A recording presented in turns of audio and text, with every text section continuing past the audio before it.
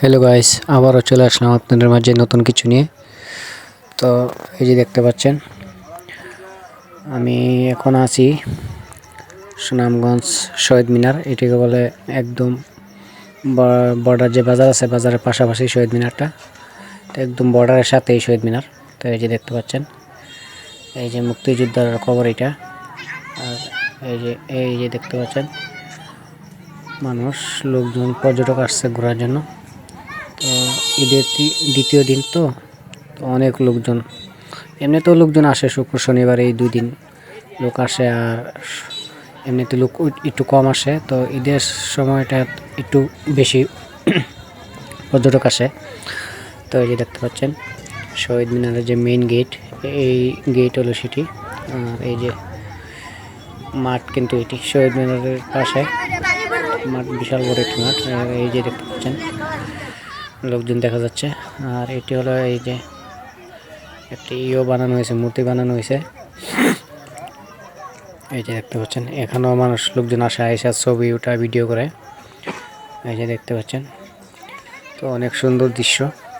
এই যে দেখতে পাচ্ছেন, তো আমিও সুনামগঞ্জ আসলে প্রায় সময় এখানে আসি ঘোরার জন্য। আমারও খুব ভালো লাগে দেখতে, তাই আসা পরে। এই যে দেখতে পাচ্ছেন, এখান থেকে দৃশ্যটা অনেক সুন্দর লাগে, অনেক সুন্দর একটি ভিউ। এই যে দেখুন, এই যে দেখতে পাচ্ছেন। আর এটি হলো রেস্ট হাউস। তো এখন তালা মারা আছে, কারণ লোকজন নাই, যার কারণে। এটা সরকারি কোনো লোকজন আসলে এটা খুলে দেওয়া হয়, তো মূলত এখন বন্ধ আছে। আর এই যে দেখুন, একটি দেখা যাচ্ছে, এখানে বিজিবি বসা আছে, টোল দিতেছে ওরা। যেহেতু বর্ডার এলাকা, যার কারণে এখানে পুলিশ থাকে না, কিন্তু বিজিবি সবসময় কন্টিনিউ থাকে। পুলিশ থাকে আর একটু ভিতরে আর কি। আর এই যে দেখতে পাচ্ছেন মাঠটি, তো ওই পাশে আরেকটি মাঠ আছে, এই যে দেখা যাচ্ছে, এটি হলো ফুটবল খেলার মাঠ। তা এই যে দেখতে পাচ্ছেন, আবার এই যে দেখতে পাচ্ছেন, এটি হলো ক্যাম্প, বিএসএফ ক্যাম্প। এটি অনেক দূর থেকে, তো যার কারণে একটু কম দেখা যাচ্ছে। এই যে দেখতে পাচ্ছেন, এটা শহীদ মিনারের মেইন স্মৃতি। আর এটি হলো আপনার নদীর পার। এখন আমরা যাচ্ছি, এই যে দেখতে পাচ্ছেন, নদীর পার থেকে যাব আমরা নদীতে। এই যে দেখতে পাচ্ছেন, একদম বর্ডারে বসা আছে লোকজন। আর এটা হলো চলতি নদী, মেঘালয়।